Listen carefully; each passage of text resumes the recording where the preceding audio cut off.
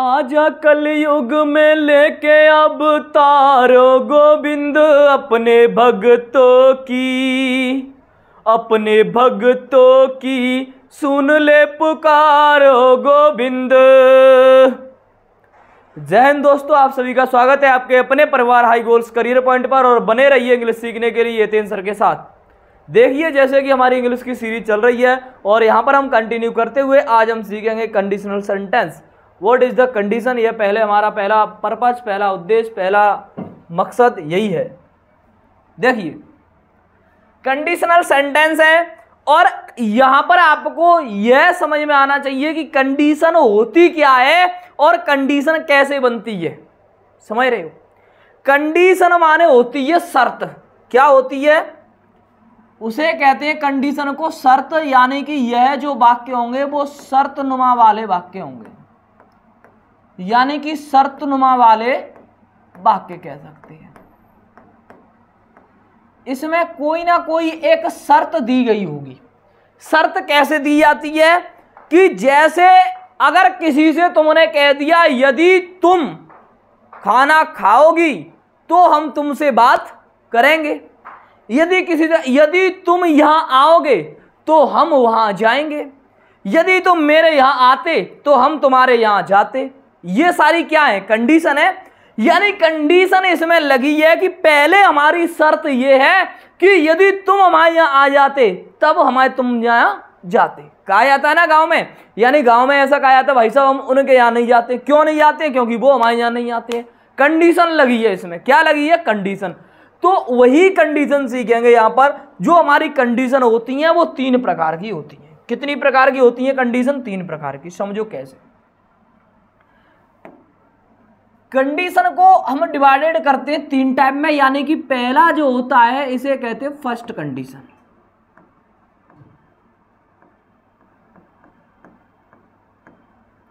पहली कंडीशन होगी, एक होगी सेकंड कंडीशन,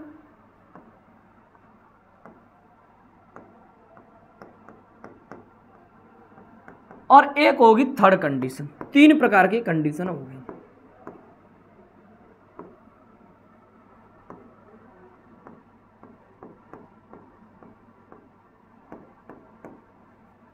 कितनी होगी साहब? 3 कंडीशन होगी। मतलब first condition, second condition and third condition. First condition कहते हैं कि यदि तुम यहां आओगे तो हम वहां जाएंगे।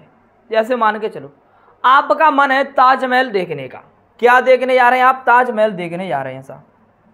तो समझिए कौन कौन का मन होता है ताजमहल देखने का। ताजमहल देखा है? बताओ ताजमहल कहां पर है? ताजमहल कहां पर है? आगरा में ताजमहल है। कहां पर है? आगरा। मन हुआ ताजमहल का। तो कहा जा रहा है यदि तुम आगरा जाओगे तो तुम ताजमहल देखोगे। क्या कहा है? यदि तुम जाओगे तो तुम ताजमहल देखोगे। मतलब जो पहली कंडीशन है वो हमारी यही कंडीशन है, प्री प्लानिंग है। यानी कि हम पहले से इसमें कोई ना कोई प्लानिंग करते हैं। यदि तुम ऐसा करोगे तो ऐसा होगा। मतलब यदि तुम आगरा जाओगे तो तुम ताजमहल देखोगे। तो पहला कंडीशन हमारा कह रहा है कि जिसमें अभी कोई सूचनाएं नहीं है, अभी करने की योजनाएं बनाई गई हैं, वो फर्स्ट कंडीशन है। और फर्स्ट कंडीशन ऑलवेज प्रेजेंट में होती है। किस में होती है? प्रेजेंट में। यानी कि पहली कंडीशन है वो सर प्रेजेंट में बनेगी।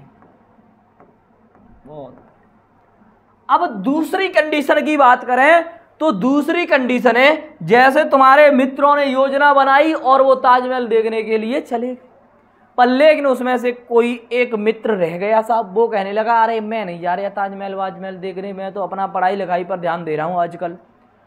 तो फिर उसे आकर के बताते हैं जस्ट यदि तुम आगरा जाते तो तुम ताजमहल देखते।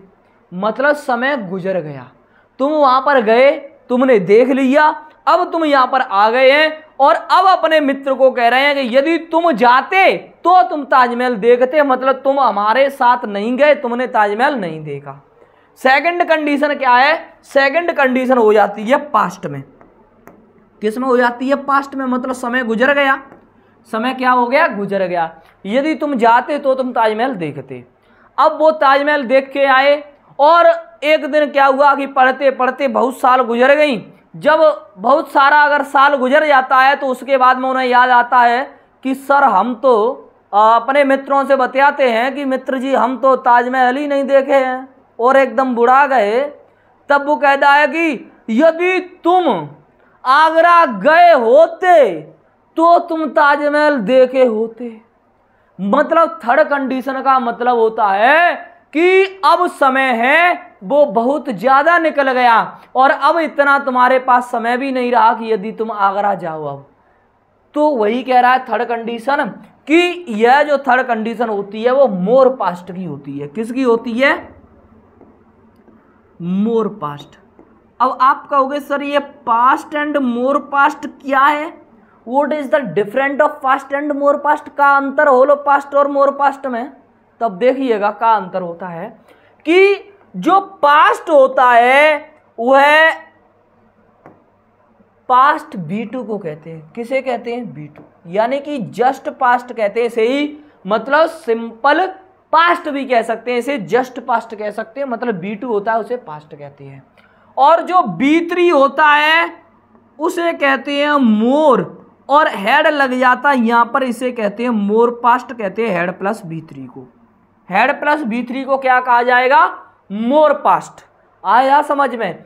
और वर्ब की first form and fifth form is called simple present tense, यानी कि B1 B5 होगा वह होगा सिंपल प्रेजेंट, और B2 होगा वह होगा पास्ट, और हेड प्लस B3 होगा मोर पास्ट।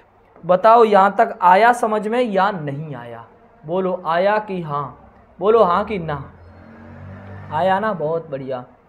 अब देखो तब यह कह रहा है कि यदि कंडीशन का पहला वाक्य सिंपल प्रेजेंट बनता है तो आने वाला क्लॉज भी प्रेजेंट का रहता है, पर लेकिन रहता कैसे है वो समझिए यहां पर। वो कहां समझिएगा? यहां पर एक लेते हैं हम इफ क्लॉज। क्या लेते हैं? इफ क्लॉज,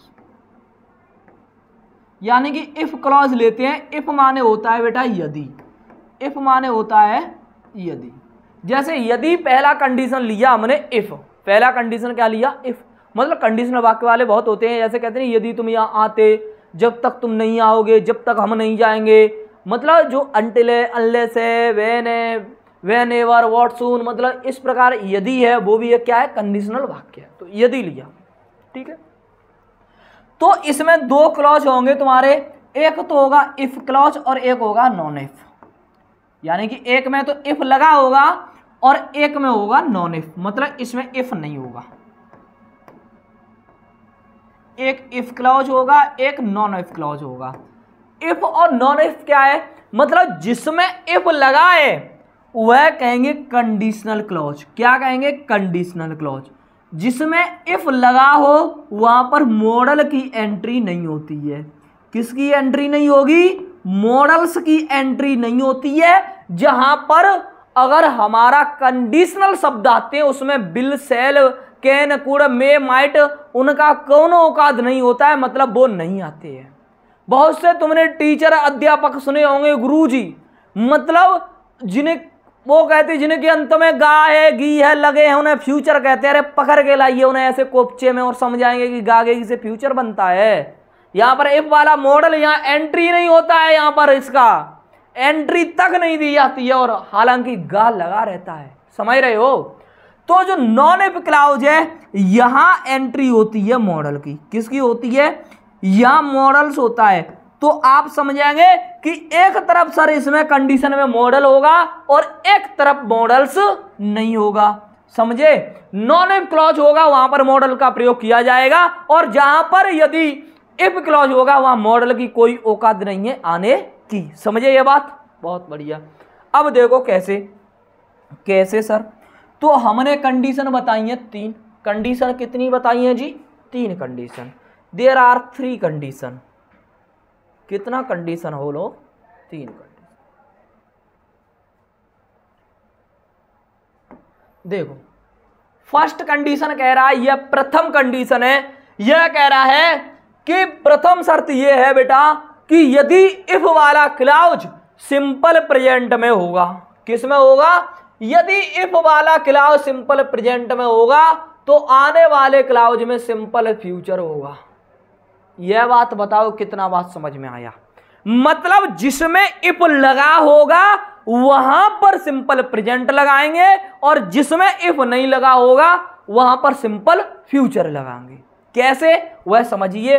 यह कह रहा है कि if clause is used simple present tense then non if clause is used simple future tense. मतलब इफ वाला क्लाउज है वो सिंपल प्रेजेंट में होगा और नॉन इफ क्लाउज है वो सिंपल फ्यूचर में होगा। कैसे होगा वो यहां पर देखिए, यहां अभी सिद्ध करते हैं। कैसे होगा कि इफ यहां पर लगा और कहा गया इफ वाला क्लाउज सिंपल प्रेजेंट में, इफ लगा दिया तो इसके सामने जो टेंस आने वाला है वो कौन सा होगा, सिंपल प्रेजेंट होगा। सिंपल प्रेजेंट का मतलब होता है subject plus B1 B5 plus other word, इसे कहते हैं सिंपल प्रेजेंट। अब कहा गया कि जो आने वाला क्लॉज होगा, जो नेक्स्ट क्लॉज होगा वो सिंपल फ्यूचर का बनेगा। सिंपल फ्यूचर का मतलब होता है बिल सेल प्लस B1, यानी कि देखो बिल का रख सकते हैं, बिल जैसा सेल कर सकते हैं, सेल जैसा कैन हो सकता है, कैन जैसा मे हो सकता है, उसके बाद वर्ब का first form plus other word. यह समझे, मतलब ऐसा ही अगर कैन भी हो सकता है। जो मॉडल सिंपल प्रेजेंट के यानी सिंपल फ्यूचर के मॉडल्स होते हैं वो आएंगे, हमारा कैन आएगा, मे आएगा, ऐसा आ सकता है। आ रहा है समझ में। यह हुआ हमारा फर्स्ट कंडीशन। अब यह कहा जाता है कि जब दो क्लॉज बनते हैं तो बीच में कौन कौन कंजक्शन आता है, यानी कि बिना कंजक्शन के कोई भी क्लॉज आ ही नहीं सकता है। तब क्या होगा, जो कंजक्शन हमारा यहां पर इफ का काम करेगा।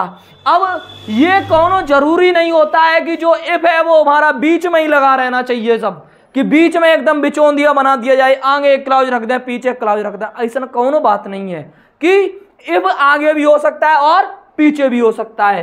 तब कैसे होगा, यहां पर इसको हम दो क्लॉज यदि हमारे दिए गए हैं तो उन्हें आगे पीछे कर सकते हैं, कोई अपराध की बात नहीं है। इस वाले क्लॉज को इधर कर सकते हैं, इस वाले को इधर कर सकते हैं। कैसे कर सकते हैं साहब, कि यहां पर लिख सकते हैं हम subject plus will sell verb का first form plus other word. अब आप समझ जाएंगे ना, सेल है तो कैन में भी हो सकता है। यहां पर क्या है, यह इफ वाला यहां पर लेना पड़ेगा, if plus subject plus verb का first form fifth form plus other word. ये देखिएगा कितना बात बुझा रहा है तमनी के, बोलो बोलो बोलो जी। यहां पर देखो यह इफ लग गया ना बीच में, आगे पीछे क्लोज हो सकते हैं, लेकिन शर्त यह है कि इफ के बाद में सिंपल प्रेजेंट होगा। क्या होगा, इफ के बाद में सिंपल प्रेजेंट होगा भैया, क्या होगा, इफ के बाद में सिंपल प्रेजेंट होगा। यह बात आया समझ में कि नहीं आया। इसी का निकलता है ग पीछे से। जैसे अगर हम एक टेंस दें तो यहां पर अगर हमने यह कह दिया कि यदि तुम, टेंस का है यदि तुम आगरा जाओगे, यदि तुम आगरा जाओगे तो तुम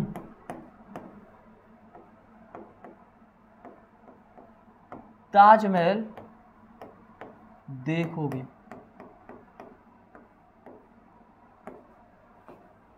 देखिए, यदि तुम आगरा जाओगे तो तुम ताजमहल देखोगे, यहां पर यदि लगाए ना, और तुम आगरा जाओगे, यहां भी तो गा है ना, पीछे से गा आया है। उन गुरुजनों को मेरा यह नम्र निवेदन है इस वीडियो के माध्यम से कि जो ऐसे पढ़ाते कि जिन वाक्यों के अंत में गा है, गी है, ता है, ती है, था है, थी है, अरे इसे अपडेट करो। अब वो जमाना नहीं है कि सिर्फ नकल के सारे ही चलता रहेगा।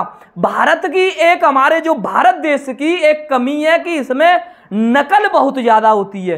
कहीं से कुछ देख आए तो उसकी कॉपी तुरंत कर देते हैं। आपने देखा होगा कि भारत की महिलाओं को कि अगर वो कहीं भी गए, मतलब किसी के घर गए और वहां सब्जी बनी और उसे बढ़िया लगी और उसने बनते हुए देख लिया ना, तो समझ लेना कि घर शाम को पक्का बनाने वाली है वो सब्जी। यानी कि यह सबसे बड़ी जंग है सब कि नकल। ऐसे ही क्या है, टेंस में लगा है कम से कम 80 से 90% गा गी गे लगा रहता है कि गा है, गी है, गे है, उसे फ्यूचर कह देते हैं। अरे क्या मतलब है, जब 10% 20% तो रह जाएगा ना, रहेगा कि नहीं रहेगा, तो वो नहीं रहना चाहिए हमारा। भले ही गा लगा है तब क्या हुआ, यदि लगाए ना आगे, यह कंडीशन लगाए, यदि तुम आगरा जाओगे तो तुम ताजमहल देखोगे। क्या कब देखोगे? तुम आगरा जाओगे तो देखोगे। तो कंडीशन है ना, तब कंडीशन का पहला जो टेंस है वो बनेगा प्रेजेंट में जब प्री प्लानिंग होती है तब, और जो बनेगा वो सिंपल फ्यूचर में। यह बात यह आ रहा है समझ में? बहुत बढ़िया। तब यहां पर कहेंगे हम इफ यू, अब यू है तब क्या लगाएंगे? If you go to Agra, you will see the Taj Mahal. बताओ यह बात कितनी परसेंट आई समझ में? आई ना समझ में? अब क्या है, आप आगे पीछे कर सकते हो कि you will see the Taj Mahal if you go to Agra, कर सकते हैं आगे पीछे, मतलब कोई दिक्कत नहीं रहता है। पर लेकिन यह बात कभी मत कहना कि गा होगा तो फ्यूचर ही होगा, ऐसा कौन सा बात होता है? कोई बात होता है क्या? नहीं होता है। अब देखो ऐसा ही एक एरर है, इस एरर को छांटिए, इस एरर को देखिए। यह एरर है, कहाँ है एरर? देखो अभी बताते हैं तुम्हें। Error error error, first condition का एरर है यह गया, यानी कि इसमें तुम्हें राइट एंड रॉन्ग करना है, कौन सा राइट है और कौन सा रॉन्ग है। पहला कह रहा है कि if you goes to Delhi you can see the Red Fort, Red Fort. You if you will go to Delhi you can see the Red Fort, if you go to Delhi you can see the Red Fort, if you went to Delhi you can see the Red Fort. बताइए कौन सा सही है? देखो इसमें हम पहले को देखेंगे तो इफ यू गोज, अब बताओ गोज क्या है? B5 है, गोज क्या है? B5 है, और यह क्या है? प्लूलर है। प्लूलर के संग कब B5 लगता है? नहीं लगता, तो काटिए काटिए, तब कौनो एंट्री ना दीजिए, जो मनो गलत हो लो no entry. If you will, अब देखो इफ लगा है तो बिल का काम है, जहां गा देख के का बिल लगा दिए, जब नहीं होगा तो ये भी गया। दूसरा है if you go to Delhi you can see the Taj Mahal, हाँ यहां मॉडल होगा, यहां मॉडल के बाद बरो का फर्स्ट फॉर्म है, सही है। यहां यू है तब यहां प्रेजेंट है, इफ है, बहुत बढ़िया। तब तीसरे में कोनो गलती नहीं है, फर्क साफ है, तब एकदम राइट आंसर है। और फोर्थ को देखेंगे इफ यू बेंट, बेंट है तब यहां क्या नहीं कुड़ होना चाहिए था, मतलब यदि पहला क्लॉज पास्ट का हो, एक नियम रट लो, यदि पहला क्लॉज पास्ट का है तो आने वाला क्लॉज भी पास्ट का ही होगा।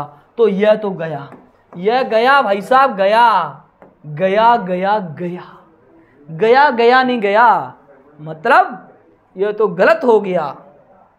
अब समझो सेकंड कंडीशन क्या होती है? यह हुई हमारी फर्स्ट कंडीशन, यह क्या हुई? First condition. सेकंड कंडीशन कह रहा है if clause is simple past tense then non if clause is used would plus B1, यानी कि यहां कह रहा है इफ वाले क्लॉज में यदि सिंपल पास्ट का प्रयोग करेंगे तो आने वाले क्लॉज में वुड प्लस B1 का प्रयोग करना पड़ेगा। अब ऐसा नहीं है, वुड की जगह कुड भी कर सकते हैं, माइट भी कर सकते हैं, मतलब कर सकते हैं, शुड भी कर सकते हैं। देखो कैसे समझो, यहां कहा गया है कि if plus subject plus past है, पास्ट का मतलब क्या? बरो का सेकंड फॉर्म, और यहां पर क्या होगा? सब्जेक्ट प्लस यहां would plus B1 plus other word, यह हो सकता है। अब यह क्लॉज या कंडीशनल आगे पीछे हो सकता है कि नहीं हो सकता है? बोलो बोलो बोलो बोलो, नहीं करो आगे पीछे, करो करो आगे पीछे। इसको इधर कर दो, इसको इधर कर दो, इसको इसको।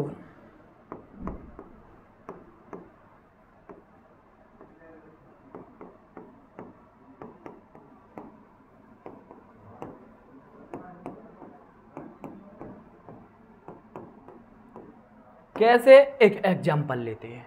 क्या लेते हैं? एक एग्जाम्पल लेते हैं, कोई भी एक एग्जाम्पल लेते हैं। Any one more example please sir, एक एग्जाम्पल लेते हैं, कोई भी एक पेज ले लिया हमने, यहाँ पर एग्जाम्पल लेते हैं, ठीक है। जैसे यहाँ सेकंड कंडीशन में बताया था कि सेकंड कंडीशन में क्या है? जो समय है वो गुजर जाता है, समय क्या होता है? गुजर जाता है। जैसे हमारे जो दोस्त हैं वो आगरा गए थे, ताजमहल देखे थे, तो क्या कह रहे थे? कह रहे थे यदि तुम यदि तुम आगरा जाते तो तुम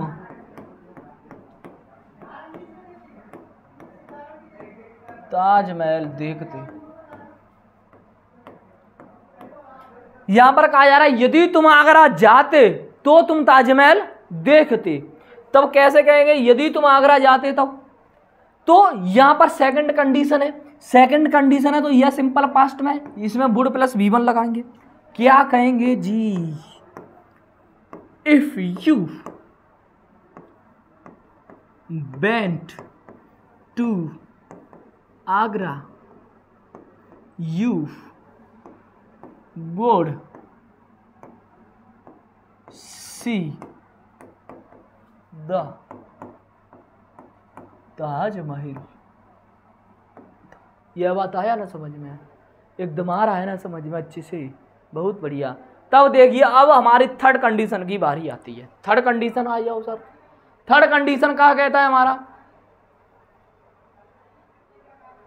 हमरा सहारा कौन बनेगा, तुम न सुनोगे तो कौन सुनेगा, तुम न सुनोगे तो कौन सुनेगा। देखो यह कह रहा है कि if clause is used past perfect tense then non if clause is would plus V1, यानी कि इफ वाले में पास्ट परफेक्ट होगा तो यहां पर वुड है प्लस V3 होगा, मतलब यहां परफेक्ट तो यहां भी परफेक्ट। कैसे? कैसे भाई साहब कैसे? तो समझिएगा ऐसे कि यहां पर क्या कह रहा है कि इफ वाले क्लाउज में यदि पास्ट परफेक्ट मतलब more past had plus V3 plus other word का प्रयोग करते हैं तो आने वाले क्लाउज में subject plus would have plus V3, would have plus V3 plus other word. अब देखो साहब, देखो ना, देखो जरा देखो क्या तो हुआ है। दो क्लॉज है तो आगे पीछे कर सकते हैं ना। इसे यहां करेंगे, इसे यहां करेंगे subject plus would plus have plus V3 plus other word. यहां पर क्या करेंगे if plus subject plus head plus V3 plus other word. कर सकते हैं कि नहीं कर सकते? कर सकते। दो क्लॉज है तब आगे पीछे कर सकते हैं। जैसे एक एग्जांपल लेते हैं इसका एक एग्जांपल लेते हैं। क्या लेते हैं? एक एग्जांपल लेते हैं। क्या एक एग्जांपल? एक एग्जांपल यही है, अभी लिया था, यदि तुम आगरा गए होते तो तुम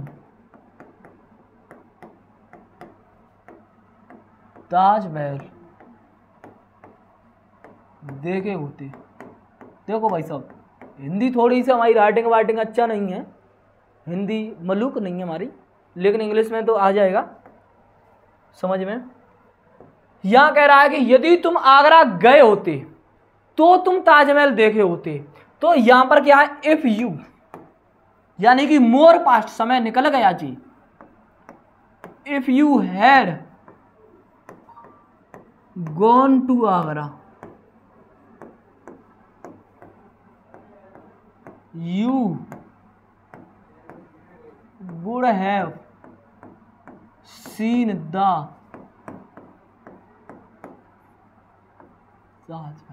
आया ना समझ में? आया कि नहीं आया बोलो? तीनों कंडीशन एक साथ में समझ सकते हैं, तीनों कंडीशन एक साथ में समझ सकते हैं कि यहां पर कहा गया था सर हमने इफ क्लाउज की तीन कंडीशन सीखी है। कितनी सीखी? तीन कंडीशन। पहली कंडीशन हमने कहा यह सिंपल प्रेजेंट में होगी। किस में होगी? सिंपल प्रेजेंट में होगी, यानी कि सिंपल प्रेजेंट में होगी तब क्या होगी सर? या तो V1 या V5 प्लस अदर वर्ड। दूसरी कंडीशन सिंपल पास्ट में होगी, मतलब V2 प्लस अदर वर्ड। तीसरी कंडीशन मोर पास्ट में होगी, मतलब subject plus head plus V3 plus other word. आने वाले क्लाउज में यहाँ पर प्रेजेंट है तो यहाँ भी प्रेजेंट ही रहेगा, मतलब सब्जेक्ट प्लस विल या सेल प्लस वर्ब का first form plus other word, क्योंकि मॉडल के बाद V1 ही लगता है। यहाँ पर क्या हो जाएगा, पास्ट है तो यहाँ भी पास्ट हो जाएगा, would plus V1 plus other word. यहाँ मोर पास्ट करना है तो subject plus would have plus V3 plus other word, यानी कि तीनों कंडीशन एक साथ लिख सकते हैं। जैसे if you go to Agra you will see the Taj Mahal, if you went to Agra you would see the Taj Mahal, if you had gone to Agra you would have seen the Taj Mahal, बना सकते हैं तीनों। जैसे यहाँ पर एक और एरर है, इस एरर को और छांटिए जी। बड़ी मुश्किल में दिल है, देखो यहाँ पर कह रहा है if you had studied honestly you would have succeed, if you would had succeed honestly you would have succeed. देखो यहाँ तो यही गलत है, यहाँ भी वुड दिया है, इफ वाले क्लाउज में मॉडल का क्या काम है तब गलत है।